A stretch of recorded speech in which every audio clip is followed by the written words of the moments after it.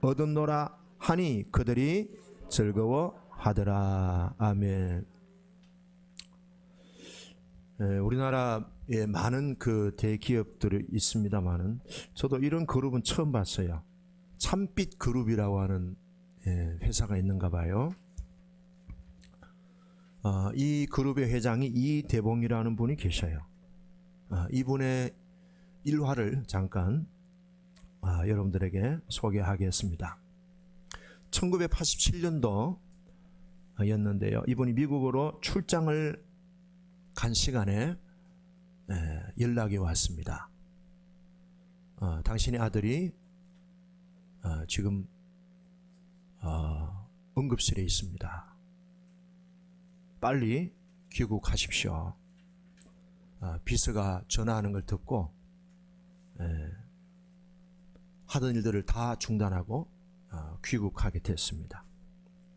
1987년 16살이었던 이대봉 그 그룹 회장의 셋째 아들인데 서울예술고등학교의 성악과의 1학년에 다니고 있었습니다.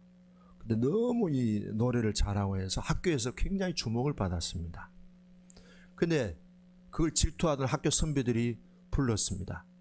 그래서 뒤쪽에 구석에 이 친구를 불러가지고 금방지다고 그냥 두들겨 팬 거예요. 소위 말하는 학교 폭력인 거죠. 가슴을 치고 배를 때렸는데 어떻게 잘못 맞아서 그런지 그냥 이 아이가 기절을 해버렸습니다. 심장마비가 된 거죠. 급하게 병원에 옮겼지만 숨을 거두고 말았습니다. 아버지가 출장 가서 이제 들어오는데 그 사이에 또 아들이 죽었다는 얘기를 들었습니다. 분노가 머리 끝까지 치고 올라왔습니다. 귀국하는 비행기에 앉아서 내가 우리 아들을 죽인 그 학교를 반드시 내가 박살을 내버리겠다. 그리고 가해 학생들을 내가 평생 동안 감옥살이 시키겠다고 맹세하고 또 맹세했습니다. 이 이대봉이라는 회장님에게는 세 아들이 있었는데 그중에 제일 자기를 잘 따르던 아들이 셋째 아들이었습니다. 제일 자기하고 닮았고 제일 자기를 잘 따르고 제일 자기를 존경했던 아들이 셋째인데 이 셋째 아들에게 그런 비보를 들으니까 얼마나 충격이 됐는지 하늘이 무너지고 억장이 무너지는 절망감을 느끼면서 이제 내려와서 병원에 갔습니다. 냉동실에 죽은 아들의 시체가 있는 것을 보았습니다. 하염없이 눈물이 흘러내렸습니다. 제일 먼저 드는 생각이 다 아비의 죄 때문이구나 하는 생각이 들었대. 아비의 죄 때문. 내 죄 때문에 이 아들이 이렇게 희생을 당했구나. 내가 부득한 탓이다. 그 아들을 붙들고 계속 우는 거예요.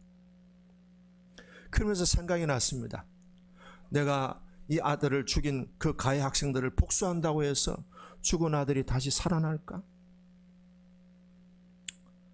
아니면 내가 학교를 때려 부수고 가해 학생들을 평생 감옥살이 하도록 내가 난동을 부린다면은 주위에 있는 많은 사람들이 아이고 애비가 저러니까 새끼가 저렇게 벌을 받았지 이렇게 또 말할 것이다 하는 생각이 들으니까 이렇지도 못하고 저렇게도 못하고 눈물만 흘리고 있는데 그때 탁 떠오르는 성경 구절이 있었습니다. 내 원수를 사랑하라. 내 원수를 사랑하라. 그 말씀이 계속 이렇게 되새겨지는 거예요. 그래서 그래 복수해봤자 아들이 살아올 것도 아니고 그래 하나님의 말씀대로 내가 실천해보자. 그래서 원수를 품기로 했습니다. 그래서 이 아들을 기소한 검사를 찾아가서 이 가해 학생들 그냥 석방시켜 주십시오. 책임을 묻지 않겠습니다. 그랬더니 검사가 하는 말이 내가 18년 동안 검사 생활해봤지만 자기 아들을 죽인 원수를 용서하는 건 내가 처음 봤다고. 그런데 검사는 계속해서 안 된다고. 이건 학교를 위해서라도 반드시 이거는 재판받아야 되고 벌을 받아야 된다.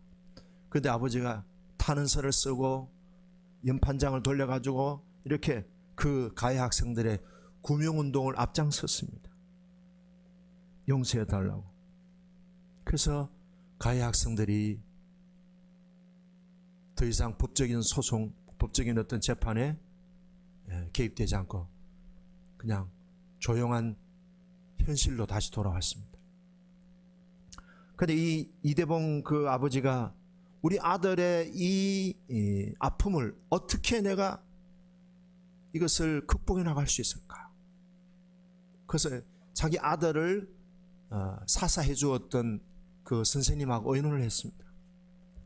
그랬더니 그 선생님이 장학회를 만들면 좋겠습니다.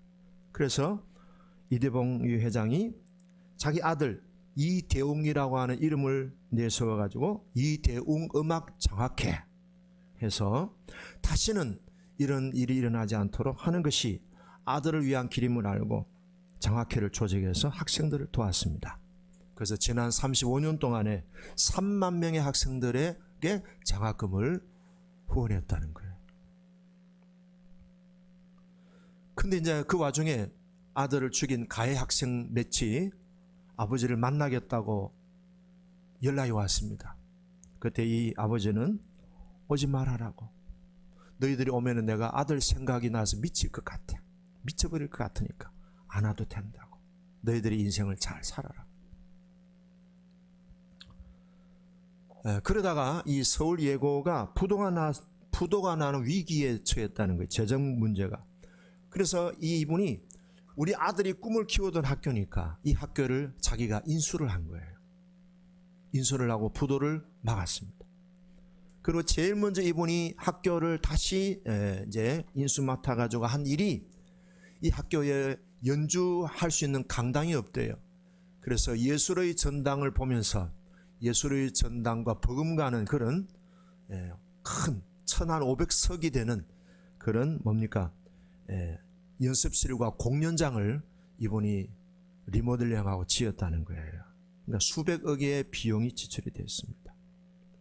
근데 가족들이 이 이대봉 회장이 막 학교에 투자를 하니까 가족들이 다 미쳤다고 그래요. 아니 아들을 죽인 그 원수 같던 학교에 왜 그렇게 투자하느냐고.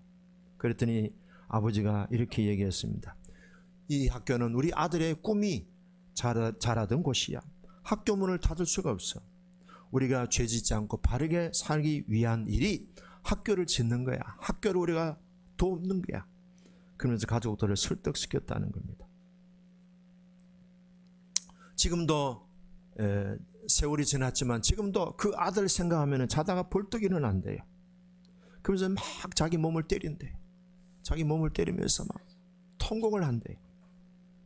아들을 생각하면 그날의 그 울분이 지금도 솟구쳐 오르지만 그러면서 이런 말을 했어요. 그래도 저는 용서하는 힘이 복수의 힘을 앞선다고 믿습니다. 그래서 우리가 지금 살고 있는 거지요. 어려운 이웃을 도울 수 있게 돈을 벌 수 있는 거지요. 대웅이도 천국에서 기뻐할 겁니다. 용서의 힘이 복수의 힘을 앞서더라 그랬어요. 오늘 본문에서 우리들에게 보여주는 우리 하나님의 초청장은 뭔가 하면요, 우리에게 다 아버지가 되라는 거예요. 아버지가 되. 여러분들이 다 아버지가 되십시오. 여러분들이 오늘 이 본문에 나오는 큰아들 같은 분들, 작은아들 같은 분들, 아버지가 되십시오. 오늘 이 누가복음 15장에 나온 예수님의 이 탕자의 비유는 우리들에게 아버지가 되라는 하나님 아버지의 초청장입니다. 저와 여러분들이 다 아버지로 하나님은 부르셔요. 아버지가 되시기를 주의 이름으로 축복합니다. 오늘은 둘째 아들에 대해서 조금 더 우리가 살펴보려고 합니다. 이 둘째 아들이 아버지의 집에서 아버지하고 아버지 집에서 잘 살았습니다. 근데 둘째 아들의 이 마음은 항상 먼 나라에 마음이 가 있습니다. 먼 나라를 동경하고 있습니다. 근데 그 먼 나라는 자기의 필요를 채워줄 것 같고 자기의 마음의 소원을 이루어올 것 같고 그 먼 나라는 자기의 행복을 채워줄 것 같은 생각이 들었습니다. 그래서 먼 나라를 동경하고 먼 나라를 가고 싶어 했습니다. 근데 그 먼 나라를 가면서 이 둘째 아들은 뭘 가져갑니까? 재산을 몽땅 정리해가지고 요새 말로 하면은 통장에다가 모든 재산을 다 거기에 입금을 시켜가지고 통장하고 뭐 도장도 필요 없겠죠. 사인만 하면 되니까. 그걸 가지고 먼 나라로 갔습니다. 생각하기를 먼 나라에 가려면은 그 먼 나라에서 꿈을 이루려면은 돈이 필요하다. 그래서 돈이 없이는 못 사는 환경인 것을 알고 돈을 잔뜩 짊어지고 갔습니다. 그 먼 나라는 돈이 있어야 인정받고 재물이 있어야 사람 굿이라는 나라인 것을 알고 있었습니다. 재물이 모든 삶의 기준이 되는 나라. 근데 오늘 우리가 이 흐름을 보면은 이 먼 나라는 바로 세상을 의미합니다. 세상은요 조건적입니다. 돈이 있어야 됩니다. 돈이 있어야 인간 구실을 할 수 있고, 돈이 있어야 사람 대접받을 수 있고, 돈이 있어야 사람에게 주목을 받을 수 있습니다. 그리고 돈만 있는 게 아닙니다. 지식이 있어야 됩니다. 지성이 있어야 됩니다. 그리고 성공한 경력도 있어야 됩니다. 외모도 잘 갖춰야 됩니다. 실력도 있어야 되고요. 화려한 명품도 걸쳐야 됩니다. 그리고 사람은 무엇보다 똑똑해야 됩니다. 명문대를 나와야 되고 대기업을 선호하는 나라, 그런 나라입니다. 그런 나라 세상을 향해서 우리는 질문합니다. 나 사랑해? 나 정말 사랑하는 거지? 나 정말 괜찮은 사람이지? 라고 세상을 향하여 항상 우리는 인정받으려고 하고, 세상을 향하여 세상이 우리를 존경해 주기를, 세상이 우리를 박수해 주기를 우리는 기대합니다. 결국 뭡니까? 세상에 점점 묶이게 되는 존재가 됩니다. 세상이 원하는 것은요, 만약에 네가 뭐 한다면 하는 조건이 늘 가득 차 있는 세상입니다. 그래서 우리가 그런 세상을 향하여 나 정말 사랑하는 거지? 라고 물으면 세상은 말합니다. 이렇게 답변하죠. 물론 너를 사랑하지. 네가 잘생기면 사랑해. 네가 이쁘면 더 사랑해. 네가 똑똑하면 사랑해 주지. 네가 돈이 많다면, 네가 인류대학을 나왔으면, 네가 좋은 직장 대기업을 다니면 사랑하지. 네가 성공한 경력이 있으면, 네가 대박을 치면은, 네가 일을 잘하면, 네가 일을 완벽하게 하면은, 네가 물건을 많이 사주면, 네가 나를 잘 따라주면, 계속해서 요구합니다. 하나를 주면은 두 가지를 요구하고, 두 가지를 주면은 네 가지를 요구하는 것이 세상입니다. 그래서 세상이 원하는 것을 끊임없이 갖다 바치다가 보면은 어떻게 됩니까? 끝이 없는 거예요. 나중에는 다 채워주다가 나중에는 완전히 탈진이 되는 거죠. 그런데도 우리는요, 세상이 원하는 것을 계속 채워주려고 동분서주하고 노력하고 있어요. 근데 세상의 이 사랑은요, 우리가 가지고 있는 모든 것을 끝까지 다 머리카락 하나까지 다 뺏어갑니다. 세상의 사랑은 계속 조건을 내세우고, 그리고 그 조건을 채우라고 우리들에게 요구합니다. 그 조건을 채우면서 우리는 진정한 행복을 이루려고 찾는데, 행복을 이루려고 애쓰는데 결국에는 뭡니까? 중독에 빠집니다. 어떤 학자는 그런 얘기했어요. 현대인들의 95%는 중독에 있다. 가끔 지하철을 타고 가죠. 지하철을 타고 가면 사람들이 뭐 하고 있습니까? 뭐 하고 있어요?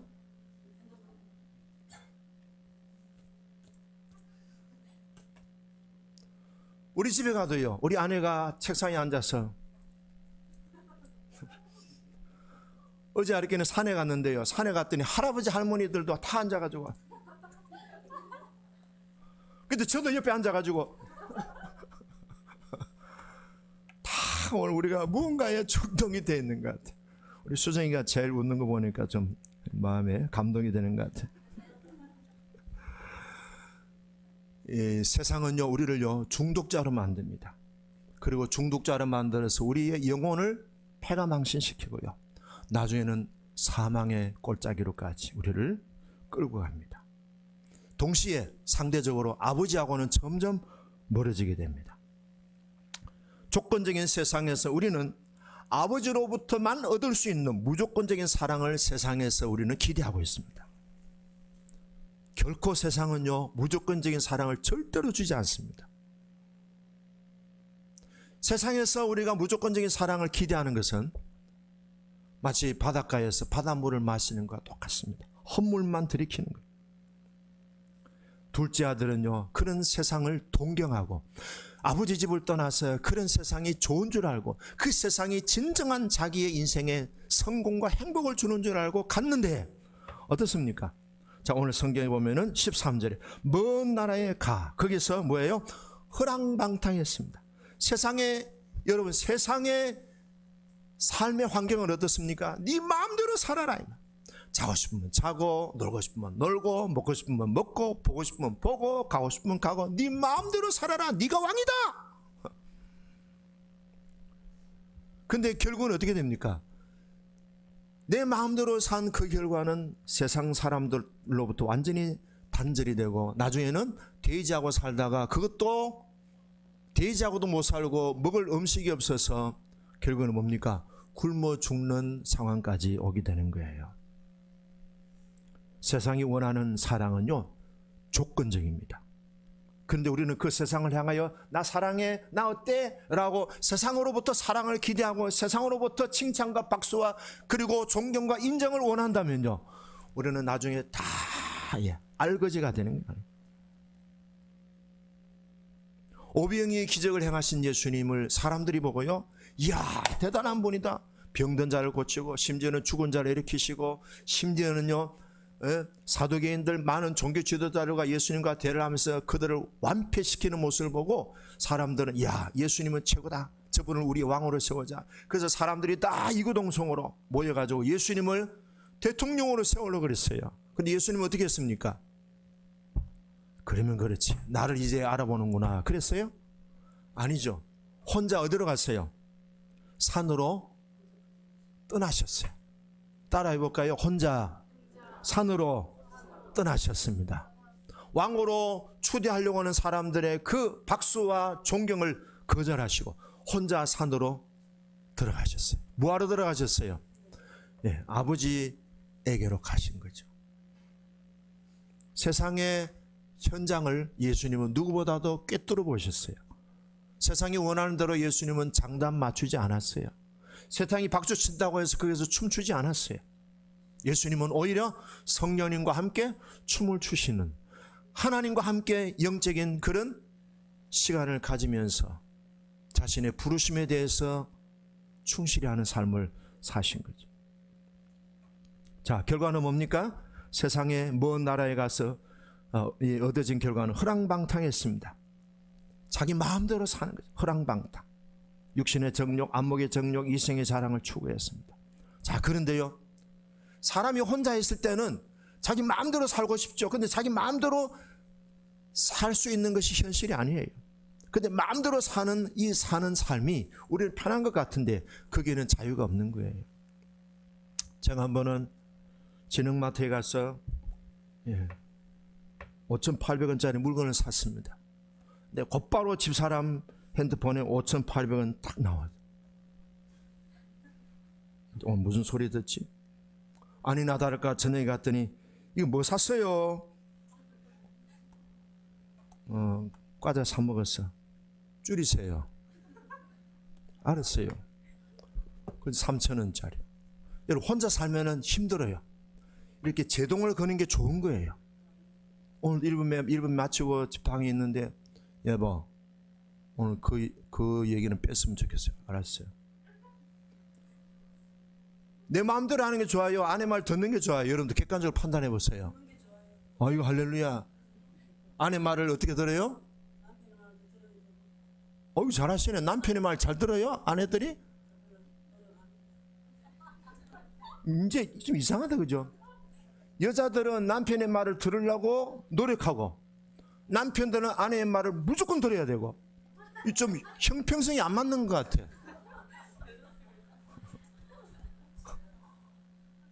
조금 손해보는 것 같은 남자들이. 근데 아내 말 듣는 게 좋은 거예요. 이동희 여사 그렇죠? 예, 맞아요. 우리 교회 아내 말 안 듣는 남자들 없어요. 김재원 집사 어때요? 잘 들어요, 안 들어요? 할렐루야. 그러면 그렇고 말. 송장로님, 예. 밥 얻어먹고 살려면 잘 들어야 돼. 근데 내 혼자 살면 돈을 마음대로 쓰잖아요.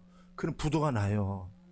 그래서 아내가 여보 3,000원만 줄여. 알았어요. 그래서 돈 쓸 때마다 제가 조심스럽습니다. 바로 그냥 아내 이 핸드폰에 연락이 가요. 누가 그 만들었어요? 누가 씨. 근데 좋은 거야 사실은. 생각이 그렇지? 네. 성아가 핸드폰에 뭐 검색했는지 엄마가 다라락 다 봐 그냥. 좋은 거야. 근데 허랑방탕한 이유가 뭐예요? 지 마음대로 사니까. 결국은 낭비가 되고 버림받고 완전히 나중엔 아사 직전에까지 가는 거예요.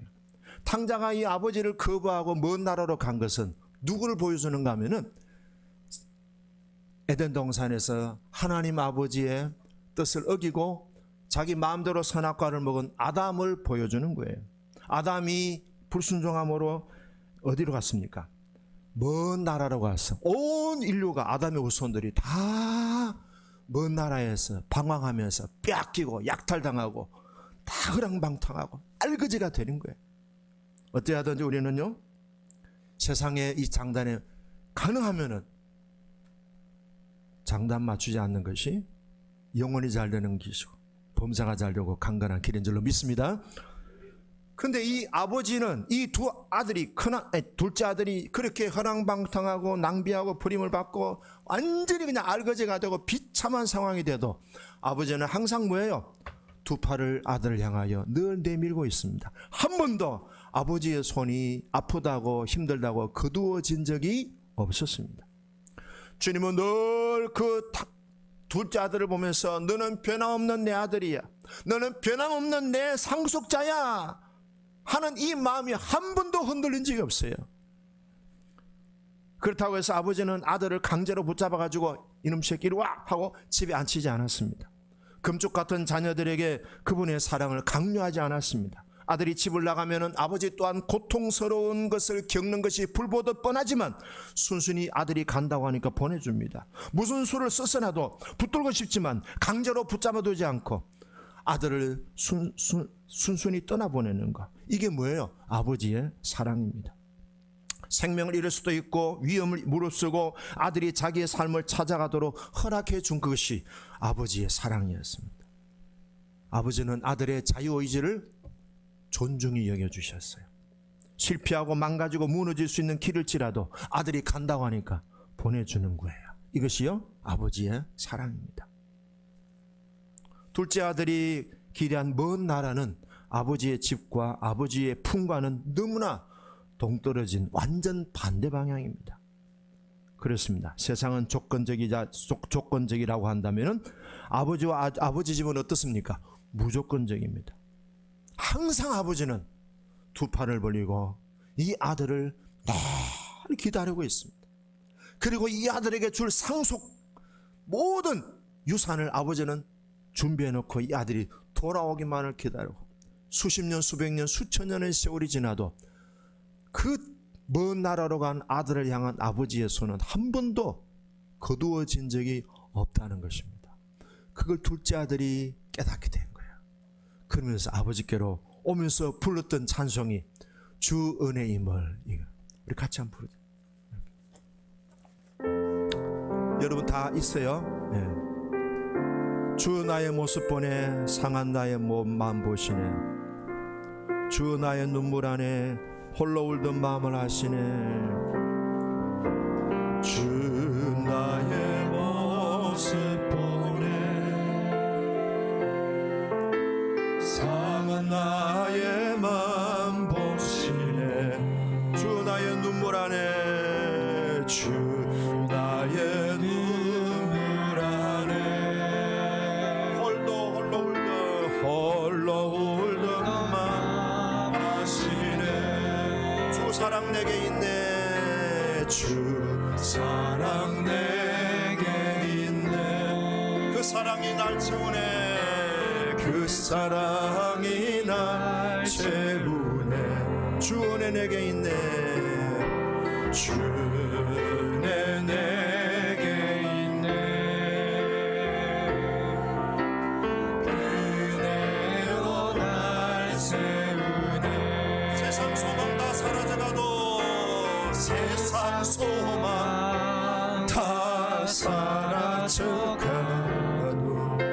주의 사랑은 끝이 없으니 살아가는 이 모든 순간이 주의 힘을 나는 세상 세상 소망 다 사라져가도 세상 소망 다 사라져가도 주의 사랑은 끝이 없으니 살아가는 이 모든 순간 살아가는 이 모든 순간이 주의 힘을 나는 남자들만 하겠습니다. 세상 소망 다 사라져가도 주의 사랑은 끝이 없으니 살아가는 이 모든 순간이 주님의 힘을 믿습니다. 나는 여성분만 하겠습니다. 세상 소망 다 사라져가도 주의 사랑은 끝이 없으니 살아가는 이 모든 순간이 주의 힘을 나는 믿네. 다 같이 세상 소망 다 사라져가도 주의 사랑은 끝이 없으니 살아가는 이 모든 순간이 주의 힘을 나는 믿네. 주의 힘을 나는 믿네. 아멘. 여러분, 세상은요 조건적입니다. 그 조건적인 세상에요 무조건적인 사랑 기대해서는 그냥 밑빠진 덕에 물 붓는 것과 똑같습니다. 아들은 1m를 걷는데요 아버지는 1km를 뛰어서 찾아오는 모습을 보여주고 있습니다. 예수님이 이런 말씀하셨죠? 마태복음 11장에 수고하고 무거운 짐진 자들아 다 내게로 와라. 내가 너희를 쉬게 하리라. 어떻게 쉬게 하는 거예요? 일을 줄이는 겁니까? 아니면 예수님이 우리들한테 돈을 많이 주면 일이 쉬는 겁니까? 근데 그 다음에 예수님이 이렇게 해답을 주셨어요. 나는 마음이 온유하고 겸손하니 나의 멍에를 메고 내게 배우라. 무엇을 바꿔야 되는 거죠? 마음을 바꿔야 돼요. 수고하고 무거운 짐을 지는 이유가 뭡니까? 왜 인생이 고생스럽고 왜 인생이 무거운 짐을 진 그런 압박감을 느낍니까? 마음부터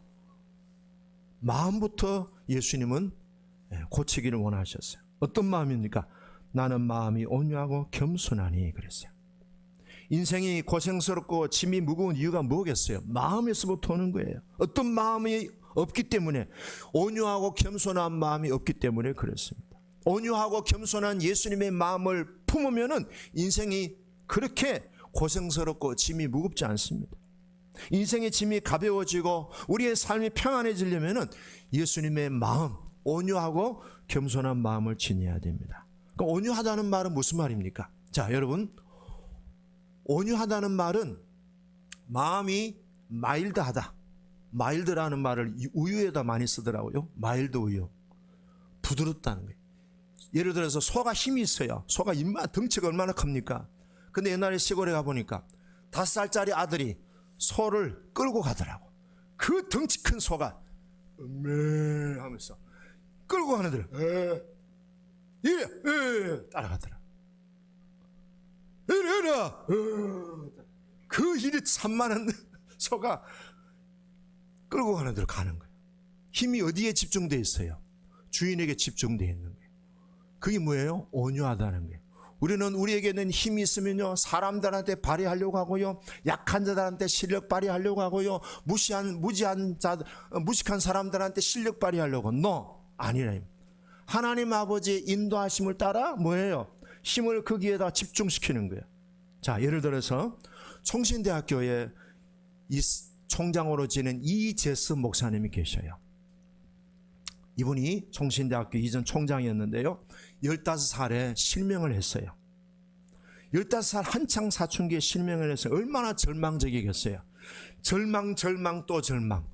근데 자기도 절망하지만 부모님은 더 절망해. 집에만 있으면 한숨만 푹푹 꺼지고 방바닥에 막 꺼지는 느낌이 들어요. 도저히 이런 집에서 못 살겠다고 나갔어요. 어디로 나갔느냐? 서울에 있는 시각장애인 학교에 갔어요. 그냥 도망간 거예요. 거기서 계속 절망했습니다. 그런데 고등학교 3학년 때 친구 따라 교회를 갔는데 거기서 예수님을 믿게 됐어요. 근데 성경 읽다가 말씀을 듣다가 하나님이 나와 함께 하시는구나.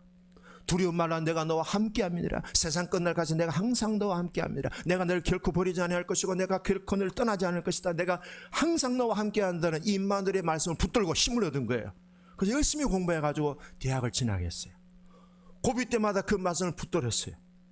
근데 이제는 힘이 생기니까 꿈이 생긴 거예요.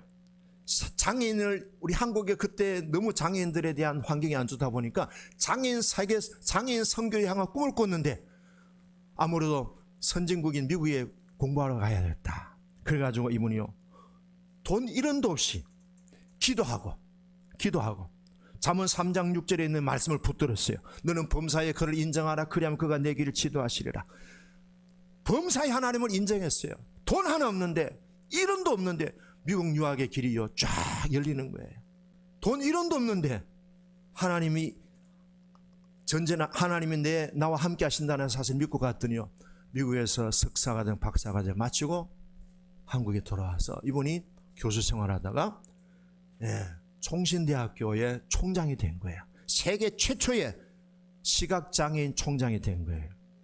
그런데 이분이 총장에 부임할 때 그 총신대가 너무 문제가 많았어요. 학교에 막 교수들이 데모하고 학생들이 데모하고 하는데 그 파산 위기에서 총신대를 안정시키고 지금은요 총신대가 든든히 서가게 됐어요. 이게 뭡니까? 온유한 사람이에요. 내 뜻대로 하는 게 아니고 하나님의 인도하심에 따라 맡기고 했더니 돈 한 푼 없이 시작한 미국 유학이 형통하게 이루어지더라. 그 다음에 겸손하면 인생의 짐이 가벼워집니다. 겸손. 자, 겸손한 모습을 우리가 이렇게 보면 좋겠어요.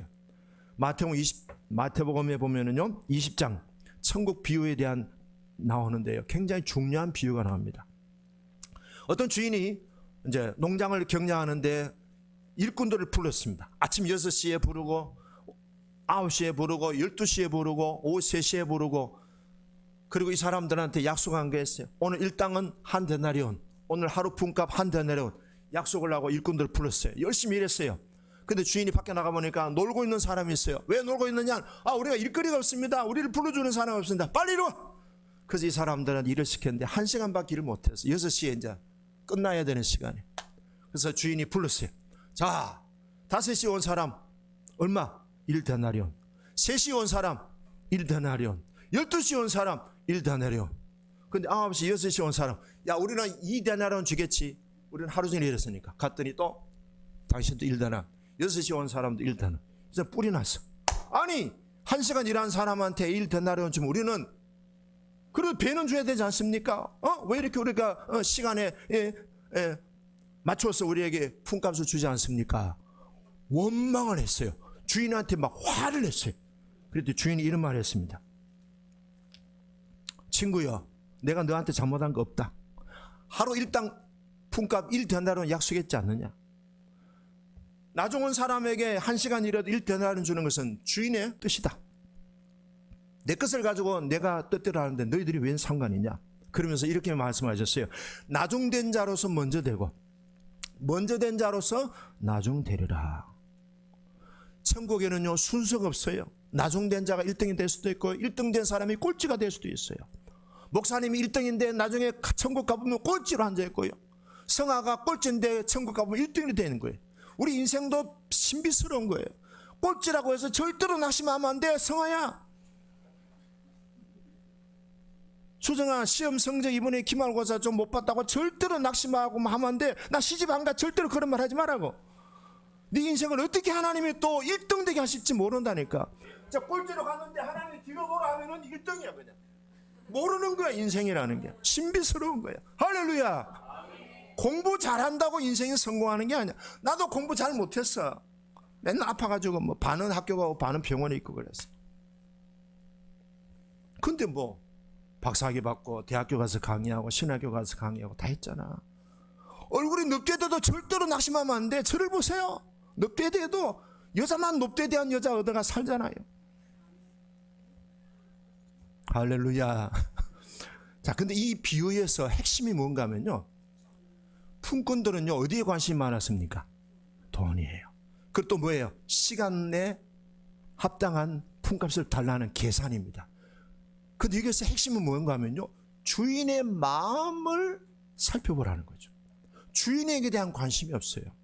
근데 여러분 입장을 바꿔서 5시에 들어와서 1시간 일하고 하루 품값 받은 사람의 그 마음은, 이 사람은 돈에 있어요? 주인의 마음이 있어요? 그렇죠. 똑똑하시네요.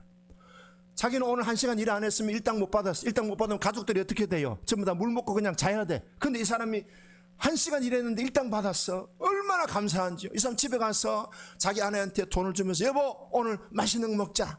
일 더 내려 하루 일당 가지고 얼마나 가족들이 즐겁게 지냈겠어요. 근데 이런 가정의 즐거움을 허락해 준 주인을 보니까 너무너무 고마운 거예요. 얼마나 감사하겠어요. 아이고 주인으로 너무 감사하다고. 오늘 저녁 먹거리 당신 때문에 우리가 해결됐고요. 내가 아버지 체면이 있었고 내가 아이들한테 정말 먹을 걸 갖다 줘서 너무너무 기분이 좋고 행복합니다. 우리 주인님 브라보. 근데 먼저 온 사람들은 돈 더 안 주고 일 많이 했는데 시간당 더 줘야지. 주인에게 관심을 두라는 거예요. 오늘 이 형님의 마음이 바로 계산하는 거예요. 내가 얼마나 아버지하고 일했는데, 뼈 빠지게 일하고 쉬지 않고 일하고 범사에 내가 일했는데 내한테는 염소 새끼조차 한마디도 안 주면서 재산을 딱 탕진하고, 저 무슨 욕하려 하니까 설교 시간에 욕하면 안 돼요.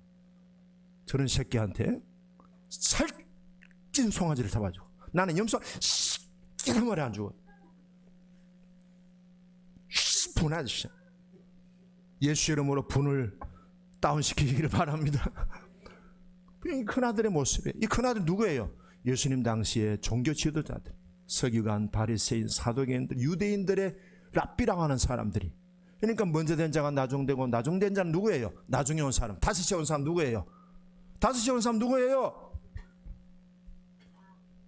오! 역시 우리 교회는 수준이 있어. 5시에 온 사람 누구예요? 그렇죠.